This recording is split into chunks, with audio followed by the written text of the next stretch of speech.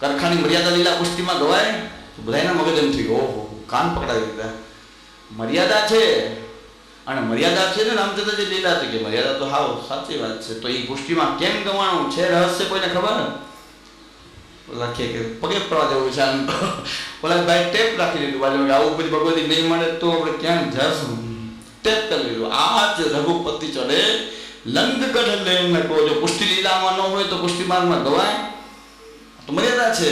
રઘુપતિ લંકા લેવા માટે સૈન્ય લઈ, વાંદરા આ તે સૈન્ય લઈ, વાનર સેના લઈને બધા રઘુપતિ ચડે લંકગઢ લઈને કહો.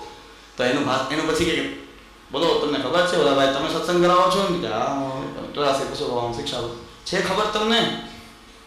અમને ખબર. કયો તો પગે પડીને એટલું આવડે છે.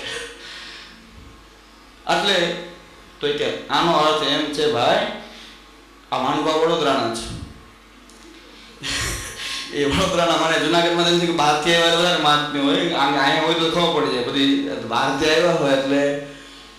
એટલે એ કે આ જ રઘુપતિનો આ તો તને હિન્ટ આપું છું કે કેવા એની અંદર કેવા સત્સંગવાળા હોય છે. દુસંગ વિજ્ઞાન નિરૂપણ છે આ, કે દુસંગ ક્યાં ક્યાં હોય, કેવો હોય. તો કે રઘુપતિ જલ્દી લંક કરે. રઘુપતિ એટલે કે ઠાકોરજી, એમાં કોઈ વાંધો નથી. રામચંદ્રજીના રૂપમાં જે રૂપક છે રામચંદ્રજી છે તો ઠાકોરજી બધા. પણ લંકગઢ એટલે શું કે લંકા કેની હતી? સોનાની હતી. બધા સોનાની. સોનાનો રંગ કોનો? સ્વામીજીનો. ઠાકોરજી લંકગઢ એટલે કે સ્વામીજીને લેવા માટે પધારે છે એવી પુષ્ટિ લીલાની અંદર છે. તો બધે સાષ્ટાંગ કરી દીધા બધા. આ તો સાષ્ટાંગ કરવા જેવો ભગવતી છે. હવે આ કેવળ રામચંદ્રજી લીલા છે. આની અંદર કાંઈ એવો સીધે લંકા મેં કીધું તું આ મૂર્ખને બે ઝાપટ મારતા કોઈ ન આવડે. સ્વામીજીને લંકા કહે છે. લંકાનું રૂપક કોઈ આપે કોઈ સ્વામીજીને લંકાનું રૂપક? રાવણની નગરીનું રૂપક કોઈ દિવસ સ્વામીજી માટે કોઈ ભગવતી વાપરે ના? આ ઉલ્લુ તમને આવું ભણાવી રહ્યો છે. તો બધા કે ખરેખર અર્થ કર્યો કોઈ પુષ્ટિ લીલા ગોતી ન હોય ન ગોતાય, હોય તો ગોતાય. હવે ન હોય ત્યાં પુષ્ટિ ગોતે તો ક્યાં હોય છે જ નહીં કઈ એવું પુષ્ટિનું તત્વ. એમાં કોઈ કઈ વૃદ્ધની લીલા કે પુષ્ટિ લીલા નથી, છતાં એને ગોતી હોય ને હોય તો તમે એમાં દોહન કરીને મહાપ્રભુજી ભાગવત ગૂઢાર્થ પ્રકાશન પરાયણ એમાં હતું દોહન, એમાં ગૂઢાર્થ રહેલો હતો તો આપણે બતાવ્યું. ન હોય અહીંયા ઊભો કરવો ગૂઢાર્થ. તો આમાં આ બધા મોહિત ઉજ્જળ ગામમાં એરંડો પ્રધાન વાકચાતુર્યતા મગજ શક્તિ સારી આ લોકોની, બીજું કાંઈ નહીં. વાકચાતુર્યતા મગજ શક્તિ જોરદાર. ક્યાં ને ક્યાંથી આ નવું ફંદ કાઢી નાખે. એટલે પુષ્ટિ પ્રવાહના મર્યાદા ભેદ. પછી એ ભાઈ અહીંયા જુનાગઢમાં એવી લીલા બે મહિના જુનાગઢમાં મુકામ કર્યું. તો કે દવા એક કાલથી કે મને ટાઢ ને તાવ આવે છે પણ દવા એ કે હું લેતો નથી. એટલે કે શું કામ લેતા નથી? લાવો લઈ આવી દે, ડૉક્ટરને બોલાવી દે. બીમાર પડ્યા હોય ભગવતી તો કંઈક કરવું તો જોઈએ નહીં. મારા ઠાકોરજી વડોદરા બિરાજે છે, એને દવા ભોગ ધરાય તો હું લઉં. અસમર્પિત વસ્તુના 10મા ગ્રંથ કેવું તને જ્ઞાન. દવા ભોગ ધરેલી હોય તો લે, ઠાકોરજી દવા પીવડાવે. આની વાત તો જો, આ મૂર્ખોની વાત તો જો કે મારા ઠાકોરજી ભેગા નથી બિરાજતા એટલે હું દવા ન લઈ શકું. શું કામ ન લઈ શકે દવા? ભોગ ધરીને લેવાય દવા. અસમર્પિત વસ્તુના 10મા વર્ધન માત્ર મહાપ્રભુજી કહે છે અસમર્પિત કેમ લેવાય? ભાઈ કારણ સિદ્ધાંત સેવા કરવા એવો છે બધા નગર તો એની સેવા કરવા કેવાય એટલે કઈ ખબર ન હોય ગ્રંથને એટલે જ ઓહો કેવું મહાપની આજ્ઞાનું પાડ દવા ભોગ ધરવાનું કેમ બતાવ્યું છે કોઈ શાસ્ત્ર? ઠાકોરજી દવા પીને મારે નાખો એ લીલા છે. ઠાકોરજીની દવા પીવડાવીને ઠાકોરજીનો એને વધ કરી નાખવો છે. ઠાકોરને વધ કરવા અસુરો તો ઠાકોરને વધ કરવા માટે આખો વિચાર કરતા હોય ને. અસુરો તો ઠાકોરજીના વધની જ વિચાર કરતા હોય કે ઠાકોરજીને કેમ એને ઠાકોરજીનો વધ કરવો. અસુરાના મનમાં તો એ જ કેમ ઠાકોરજીને એ પરિશ્રમ કરાવવો એટલું જ એને મગજમાં. અસુરોને તો એ જ હોય. એટલે તરત જ જો ભિન્ના જીવા પ્રવાહીના મહાપ્રભુજીની વાણી તરત ખબર છે કે આ તો એક્સરે મુકાઈ ગયો. તરત જ એક્સરે મુકાઈ જાય. પુષ્ટિ પ્રવાહ મર્યાદા એક્સરે છે આખો. તરત જ કેવો જીવ છે તરત જ ખબર પડી જાય. ખૂબ આત્મસાત કરો આ ગ્રંથને એટલે તમને તરત જ આખો એક્સરે આવી જાય. આ જીવનો દેહનો તો કોઈ ના પણ અંદરનું આખું પિક્ચર આવી જાય. શું છે વ્યક્તિ, આ મૂર્તિ કઈ છે. એટલે પેલા પુષ્ટિ જીવો શુદ્ધ જીવો તો આ છે કે ભગવાનની સ્ફૂર્તિથી અન્ય સ્ફૂર્તિથી એ રહિત છે. ભગવત ધર્મ વ્યતિરિક્ત કોઈ બીજો કોઈ ધર્મ એની અંદર રહેલો નથી. ભગવાન જેવા સ્વરૂપેણ અવતારેણ લિંગેન ચ ગુણેન ચ તારતમ્યમ સ્વરૂપે દેહવા તત્ક્રિયાસુવા તથાપિ એ અવતાર કરે તાવત તસ્ય કરોતિ.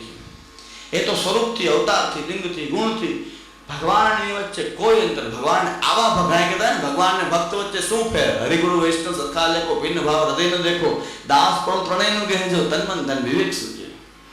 એ એમાં આ જ્યાં શુદ્ધ જીવને ભગવાન વચ્ચે તારતમ્ય નથી. બાકી આપણા જેવાની વાત નથી. અહીંયા લાલ બત્તી જ આપું છું. અહીં જે વાત છે શુદ્ધ પુષ્ટિની વાત છે. એને ભગવાન વચ્ચે કોઈ અંતર નથી. પ્રભુ જેવા જ છે. કારણ કે એ જ વસ્તુ અહીં આપણા શ્રી ગોપીનાથજીમાં એ મર્યાદા બિલકુલ નથી. મર્યાદા માર્ગે નથી, પણ આપણી લીલા પુષ્ટિ મર્યાદાનું સ્થાપન કરવાની આપણી લીલા, સેવા અને કથાની મર્યાદા એ આપને બતાવવા માટે આપ પોતે જ એટલો જપપાઠ કરતા. ત્રણ દિવસ સુધી ભાગવતનો પાઠ પૂરો થાય પછી આ ભોજન કરે. ઠાકોરજીની સેવા પણ એટલા સ્નેહપૂર્વક કરે. શ્રી મહાપ્રભુજી કહે છે કેમ આ બ્રહ્મ મુહૂર્ત આખું વયું જાય છે અને ઠાકોરજી જાગતા નથી. બ્રહ્મ મુહૂર્ત થઈ ગયું, કેમ ઠાકોર જગાવતા નથી? ગોપીનાથજી મર્યાદા હોત તો આવો અનુભવ થાત કે શ્રીનાથજી ભર નિંદ્રામાં પોયડા છે, કેમ જગાવવાનું? પાસે જાઉં છું પણ જગાવવાનું મન થતું નથી. એટલા ભર નિંદ્રામાં પોયડા છે. ગોપીનાથજી આજ્ઞા કરે છે. મર્યાદા જીવને આવું ન થાય. એ તો કરતા જ ઉત્તિષ્ઠો ઉત્તિષ્ઠ ગોવિંદ જગતપતે તજનિંદ્રા જગતપતે. હે પ્રભુ જલ્દી જાગો તજનિંદ્રા જગતપતે. એ તો એમ કે મર્યાદાવાળા તો ભગવાન ઉભા જલ્દી જાગો. આપના જાગવાથી ત્રણ લોક જાગી જશે. આપના સુવાથી ત્રણ લોક સુઈ જશે. પણ ગોપીનાથજી કહે છે કે પ્રભુ એટલા ભર નિંદ્રામાં પોઢેલા છે, જગાવવાનું મન થતું નથી, એટલે જગાવતું નથી. શ્રી મહાપ્રભુજી કહે છે ઘંટાનાદ કરો, પછી તાલી બજાવો, પણ જગાવવા જોઈએ. બાળક છે, બાળકને બ્રહ્મ મુહૂર્તમાં જગાવો, એની બુદ્ધિ કુશાગ્ર થાય. બાળકમાં બાલ ભાવ આવે, ભગવાનનો ભાવ ત્યાં એ ગૌણ થઈ ગયો. શુદ્ધા પ્રેમણાથી દુર્લભા. શ્રી મહાપ્રભુજી ગોપીનાથજી બંને શુદ્ધા પ્રેમણાથી દુર્લભા. આપ એ અવસ્થા છે. આપને આપ કહે છે કે બાળકને પણ બ્રહ્મ મુહૂર્તમાં જગાવવું જોઈએ. ભલે અંદર આવતી હોય બાળક તો જાગે નહીં, 10 વાગ્યાથી ન જાગે. ઘણા બાળકો દેવા હોય એ 10-11 વાગે પડ્યા રહે, તો કે એને જગાવવામાં એમ ના ચાલે. એને બ્રહ્મ મુહૂર્તમાં જગાવવાથી એની બુદ્ધિ કુશાગ્ર થશે, એટલે જગાવવું જોઈએ. કારણ કે સવારનો જે સમય સૂર્યોદય પહેલા જે છે અમૃતની વર્ષા થાય છે. એટલે બધા જ પ્રકારના રોગોને નાશ કરવાની જે શક્તિ એ બ્રહ્મ મુહૂર્તમાં જો જાગે એને પ્રાપ્ત થાય છે. જ્યાં બ્રહ્મ મુહૂર્તમાં જાગીને શ્વાસોશ્વાસ ખાલી લે છે, એની અંદર એ આખી ઉર્જાનું સંપાદન થાય છે આયુર્વેદની દૃષ્ટિએ પણ. અને જો સૂર્યોદય પછી ઉઠે તો સૂર્યોદય પછીના જે 2 કલાક જે છે એમાં રોગોની વર્ષા થાય છે. બધા રોગિષ્ઠો જે મોડા જ ઉઠતા હોય એટલે રોગ હોય. મોડા ઉઠનાર બ્રહ્મ મુહૂર્ત પછીની 2 કલાકે ઉઠનાર એમાં રોગોની, ત્યારે રોગોની વર્ષા શરૂ થાય છે. પહેલા અમૃતની વર્ષા છે, પછી રોગોની વર્ષા છે. એટલે બાળકને વહેલા જગાવવા જોઈએ. આપણા બાળકોને પણ વહેલા જગાવવા જોઈએ. એટલે ઠાકોરજી મહાપ્રભુજીનો તો એવો ભાવ છે ઠાકોરજીમાં, નંદ નંદન કર ઘર કો ઠાકોર. એ એમ કહે છે એને જલ્દી જગાવવા જ જોઈએ. ભલે પછી એમાં પરિશ્રમ નથી, એનું સુખ છે. બાળકનો વિકાસ થાય, કુશાગ્ર બુદ્ધિ થાય. બાળકને પણ વહેલા જગાવવા જોઈએ. આપણા ઘરનો બાળક છે તો કે તાલી પાડો. ઘંટાનાદ થઈ ગયા, હજી ન જાગતા હોય તો તાલી પાડો. એટલે તાલી પાડીને ગોપીનાથજીને આજ્ઞા કરી કે હવે ઠાકોરજીને જગાવો. આ પુષ્ટિ ગોપીનાથજીમાં જો પુષ્ટિ તત્વ ન હોત તો તે એમ કે મર્યાદા હોત ને, આ શુદ્ધ મર્યાદાવાળા હોત તો આપ એમ કે ભગવાન થોડો સૂવે છે. એ સૂઈ જાય તો શું થાય? જગતનો પ્રલય થઈ જાય. જો મર્યાદા હોત તો ગોપીનાથજી આમ બોલત કે તમે મહાપુરુષ જગાવવાનું કોને કહો છો પિતાશ્રી? કોને જગાવવાનું કહો છો? ભગવાન કોઈ સૂવે તો કહેવાય ગોપીનાથજી મર્યાદામાં હતા. આમ કીધું હોત તો. આ તો સ્નેહના વચન કહે છે મારા પ્રભુ તો એકદમ ગાઢ નિંદ્રામાં પોયડા છે, એને હું કેમ જગાવું? તો મહાપ્રભુજી કીધું કે નહીં, એમાં આપણો સ્નેહ જ છે. એને વહેલા જગાવવામાં કંઈ પ્રભુનું સુખ છે. તાલી પાડીને જગાવો તો પુષ્ટિની વાત છે. જો મર્યાદાની વાત તો એમ કે ભગવાન સૂતો જ નથી. કઈ સૂવે? ભગવાન સૂવે તો કેમ ચાલે? ભગવાન કંઈ સૂતો નથી. તો એ મર્યાદાની વાત થઈ. મર્યાદાની પુષ્ટિનું ભાષાની અંદર ખ્યાલ આવી જશે. મર્યાદાની પુષ્ટિની શું ભાષા હોય? મર્યાદાની પુષ્ટિનું એની ભાષા, વાણી, દેહ, ક્રિયા બધું ભિન્ન હોય છે. બધું ભિન્ન હોય છે. પણ કાલક્રમે ભગવાનની કંઈક બીજી લીલા છે તો કોઈ મિશ્રણ કરે છે. જીવ પુષ્ટિનો ક્રિયા અને દેહ પાછું પ્રવાહી. એવી રીતે જીવ મર્યાદા ન હોય તો કંઈક પુષ્ટિ જેવું દેખાતું હોય. એની દેહ ક્રિયા પુષ્ટિ જેવી દેખાતી હોય, જીવ મર્યાદા ન જ હોય. આવું પણ શક્ય છે. આ ઉલટું સુલટું બધું શક્ય છે. ભગવાન ઉલટું સુલટું કરીને કંઈક આનંદ કરાવે છે, એ તો જ આનંદ આવી રહ્યો છે, એને સીધામાં આનંદ નથી આવતો. આપણો ઠાકોર જેવો છે કે એને કઈ સીધું ચક્ર ચાલે તો આનંદ આવે, એને ગોળ ગોળ ફરે તો આનંદ આવે. એટલે બધાને આ રીતે ઘુમરે ચલાવે જ છે, એની લીલા છે, તો એને આનંદથી માણવી પડશે. એની લીલાને તો આનંદથી માણવી જોઈએ. ભગવાનની લીલા તો આનંદ રૂપ જ હોય. કે આવું મિશ્રણ શું કામ કર્યું પાછું? પુષ્ટિમાં મર્યાદાનું પ્રવાહમાં પુષ્ટિનું અલગ અલગ પ્રકારના મિશ્રણથી 9 પ્રકાર થયા છે. તેહી દ્વિધા મિશ્ર એ શુદ્ધા મિશ્ર ભેદાન મિશ્રાસ્તિધા પુનઃ. તેહી દ્વિધા શુદ્ધ મિશ્ર ભેદાન મિશ્રાસ્તિધા પુનઃ. એટલે હવે જે 9 ભેદ છે ને, આપણે જો કોઈને આખો અરીસો છે 9 ભેદ તમે જાણો એટલે તમને એક્સરે આવી ગયો.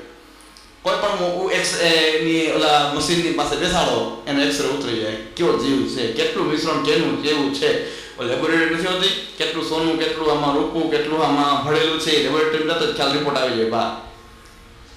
એ આવું આપણું અહીં રચના અહીં કલ્યાણરાયજી બતાવી છે કે સોનાની ટેસ્ટિંગમાં મૂકો, ખબર પડી જાય કેટલા ટકા સોનું છે, કેટલા ટકા તાંબુ છે, કેટલું એમાં રૂપ ભળેલું છે. અને મિશ્રણ કે હાવ ખોટું છે, ખોટું જગ્યાએ અમારે જે કોઈ મને 4 તોલાનું કરવું કર્યું. મેં કીધું આપણે હજુ સુધી આવી ભેટ કોઈ દી આવી જ નથી જિંદગીમાં. હજુ સુધી કોઈ એવો મળ્યો મને મનોરથ કર્યો તો મહારાષ્ટ્રમાં પધરાયો ને એને કે સોની બહુ 4 તોલાનું પડવું ભેટ થયું. મેં કીધું આપણે કોઈ દી અમારા સેવકો કોઈ દી માલદાર નહીં ને નિષ્કંચન હોય, ક્યાંક નોકરી કરતા હોય મિલમાં, ક્યાંક એવા જ હોય. અમારા મોટાભાગની સૃષ્ટિ એવી છે. એટલે એ મેં કીધું આવું કોઈ ભેટ આપણને આવે નહીં. મેં કીધું ભગવાન આવી ધરાવા દે નહીં તો રાખી. પછી આપણે કામ શું હોય સોનાનંદ પર એ પડ્યું હતું. એ 4-5 વર્ષ થઈ ગયા, નહીં 6 વર્ષ થઈ ગયા પછી સોનાનંદ તોડાયું. કે આમાં નામ માત્ર સોનું નથી, ઓલા સોની કીધું. મેં કીધું આવે જ નહીં. મેં કીધું આપણે આવી ભેટ સુધી આવી ને આવે કેમ? 4 તોલાનું થોડું કરું, આટલું જાડું અને સોની હતા એટલે બધી કોઈ આપણે એમ કે થયું હશે કદાચ એમ ભેગું થયું હોય ને ભેગું હોય તો વાહ થઈ જાય. પાછું સોની જોયું પહેલી દ્રષ્ટિએ તો અમે જે સોની બતાવ્યું કે સોનું છે, સોનું ભાર કેટલી કે 4 તોલાનું તો હશે. પાછા તરત જ લઈને કે આપણે કઈ શંકા નથી, એમાં કઈ સોનું ગાયું તો કઈ સોનું નામ માત્ર સોનું નથી. હવે આપણે એમ થાય ખાઈ ગયું છે કે આપણે ફોન કરો કે 6 વર્ષ પછી ફોન કરાય.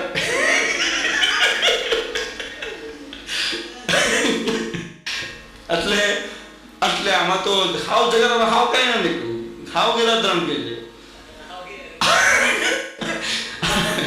એટલે ઘણી વાર આવું બની જાય કે આપણે પુષ્ટિના ટૂંકો એમ લાગે કે આ જોર 4 તોલું છે, પણ દાડો કાંઈ નહીં, ફોફું સાવ બધી થાતું નહીં કે મિશ્રણ જેવું છે. આમાં સોનું તો નામ માત્ર આમાં જરાય નથી.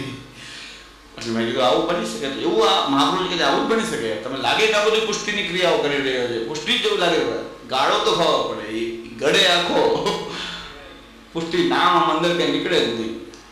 બહાર બધું પુષ્ટિ આવરણ દેહ ક્રિયા એવી બતાવે, જીવ નામ માત્ર ત્યાં પુષ્ટિ તત્વ છે નહીં. એટલે આ પ્રકારથી એ હવે એને અત્યારે આજે ધર્મ કેવા કહેવાય કે એને ગુરુને છેતરવાના હતા કે શું કરવાના હતા, કઈ વાંધો નહીં, પણ લોકો વાહવા કરાવે છે. ગુરુને છેતરવાના હતા પણ લોકોમાં કે જોરદાર ભેટ ધરી ગવાનું, અને એ જોરદાર એ ભેટ ધરવામાં આવે એવું પ્રતિપાદન કરવું હશે બધા જાહેરમાં ધરીને. પછી મને ત્યાં ધરાવ્યું હતું રીતસર કે આપણને ધરાવવું છે. મેં કીધું એટલું ભાવપૂર્ણ રીતે થયેલું. ઓલા ગયા પેલા હાથમાં તો એને કીધું કે નહીં છે તો સોનું. સોની એમને તો જોઈને ખબર પડી જાય કે આ સોનું છે કે મેં પેલું કીધું હશે સોનું, ને પછી હાથમાં જઈને કીધું મને કે 3-4 તોલાનું તો હશે. મેં અત્યારે ભાવ સારો છે, ગાળી જ નાખો. અત્યારે મેં કીધું ભાવ બહુ સારો છે તો ગાળી નાખો, રોકડી કરો. તો આવ્યું કે ઓલો તરત પાછો આવ્યો કે ઓલા ને મારે મુખાઈ ગયો. આપણે જેમ થાય ને કે સોનું આ પેલા 4 તોલા કહેતા ને કાંઈ કેમ ન નીકળવાની અંદરથી, એને તરત જ એકદમ મને ગભરાટ થઈ ગયો કે મારી ઉપર આક્ષેપ ન આવી જાય કે આમાં કાંઈ નથી. પણ હું તો ધ્રુજી ગયો, ગાયડું તો આમાં કાંઈ કે સોનું નથી, આ એક્ઝેક્ટ વસ્તુ છે, આમાં સોનું કોઈ નથી. તો કેટલા વર્ષે ખબર પડી? 6 વર્ષે ખબર પડી. અને પુષ્ટિમાં 20-25 વર્ષે ખબર પડે કે આમાં હાવ ગાળો તો કાંઈ ન હોય. 25 વર્ષ પછી ભગવતી થઈને આપણે માયના 25 વર્ષ પછી હાવ ગોટાળો નીકળે કે ગાયું તો આમાં આશ્ચર્ય થઈ જાય, આમાં કાંઈ નથી, કાંઈ સોનું નામ માત્ર સોનું નથી. 25 વર્ષે ખાવા પડે, કોઈ 30 વર્ષે ખાવા પડે. આમાં કઈ ખબર ન પડે, ગાળો તો ખબર પડે. મહાપ્રભુજી કે પેલા લેબોરેટરીનું તમે મિશ્રણ જાણી લો, આમાં શું મિશ્રણ છે જીવોમાં એ મહાપ્રભુજી કે તમે જાણી લો. તમે પોતે લેબોરેટરી વાળા બની જાઓ, તમે આમ દ્રષ્ટિમાં બધા ખબર પડી જાય કે આમ હોય. દ્રષ્ટિ પાવરફુલ બની ગઈ હોય, દૂરથી આમ હીરાને જોઈને કહી દે કે આટલો જ હોય, આટલા કેરેટનો આટલો એનો ભાવ. એટલે દ્રષ્ટિ એવી થઈ ગઈ હોય, એ જોતા જોતા આખો હીરાને ફેરવતા એવી દ્રષ્ટિ થઈ ગઈ હોય કે આ હીરો કેવો છે, કેટલા કેરેટમાં, કેવું જીરમ, કેવું ખાડ, આ તે બધું આમ ઓલું કે મૂકે, ઓલું ગ્લાસ મૂકીને જોવે, દૂધનું દૂધ, પાણી, કિંમત બીમત બધું આવી જાય. એવી જ રીતે મહાપ્રભુ કહે છે કે તમે આ ગ્લાસ પહેરતા શીખી જાઓ. હીરા તો ગમે એટલા ફરી રહ્યા છે, ગમે તેમને ખોટા ચળક મારી રહ્યા છે, હીરા છે જ નહીં. અમેરિકન ઘણા એમ કહે છે કે ઝવેરીઓ છેતરાઈ જાય છે, ઝવેરીઓ છેતરાઈ જાય છે એની કિંમતમાં, કે સાચું ખોટું એવો ભરાવવાળા ઇમિટેશન વાળા એવા મોટા મોટા ઝવેરી કે અમે આખો દી આ કરતા હોય તો છેતરાઈ જાય. બીજાને તમારા જવાની ક્યાં વાત કરો, અમારે આખો દી આ જ કામ હોય તો છેતરાઈ જતા હોય, હાવ ખોટી વસ્તુ આવી જાય. એટલે મહાપ્રભુ કહે ગ્લાસની તમે પરખ કેમ કરવી, આપણે ખબર ગ્લાસ પહેરી દે તો આપણને શું ખબર પડે. ગ્લાસ કોકે ગ્લાસ રાખો તો કિંમત કરી દો, હીરાની કિંમત ગ્લાસથી તો ગ્લાસથી કાંઈ ન થાય, પણ ગ્લાસમાં જોતા આવડવું જોઈએ, ગ્લાસ પહેરીને જોતા આવડવું જોઈએ. એવી રીતે મહાપ્રભુજી આપણને જે આપ્યું છે ને એ રીતે જો જીવને બધાને જરાક આમ જોતા થાવ. આજથી આજે આપણે પૂરું થાય ને પછી આમ ચાલુ રાખો, જીવના નિરીક્ષણ કરો, પણ રિપોર્ટ ના આપતા, પણ નિરીક્ષણ કરો કે કેટલું પ્રવાહ પડેલું છે આની અંદર, કેટલું મર્યાદા પડેલું છે, કેટલું પુષ્ટિ પડેલું છે, એનું મિશ્રણ કેટલા પ્રકારનું છે આની અંદર.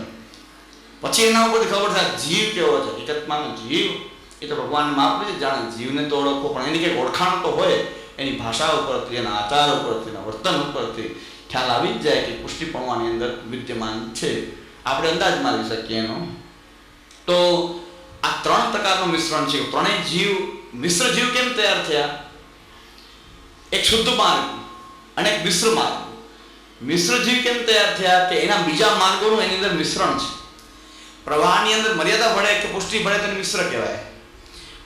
પુષ્ટિ હોય એમાં મર્યાદા કે પ્રવાહ ભળતું હોય તો એ મિશ્રણ થયું. પણ પ્રવાહ એમને પ્રવાહ જ રહે એ શુદ્ધ છે, એ શુદ્ધ પ્રવાહ કહેવાય, શુદ્ધ મર્યાદા કહેવાય, શુદ્ધ પુષ્ટિ કહેવાય. એમાં કાંઈ મિશ્રણ નહીં. ભગવત પ્રેમ સિવાય બીજું કાંઈ છે જ નહીં. ગોપી પ્રેમ કી ધ્વજા, પ્રેમ સિવાય, ભગવત પ્રેમ સિવાય બીજું કોઈ વસ્તુ એની અંદર છે જ નહીં. તો શુદ્ધ છે, સંપૂર્ણપણે શુદ્ધ છે. એવી રીતે આ પુષ્ટિ જીવના વર્ણન તો આપણે જોયા કે જે જીવ આવા શુદ્ધ હોય, શુદ્ધ પુષ્ટિ, પછી પુષ્ટિ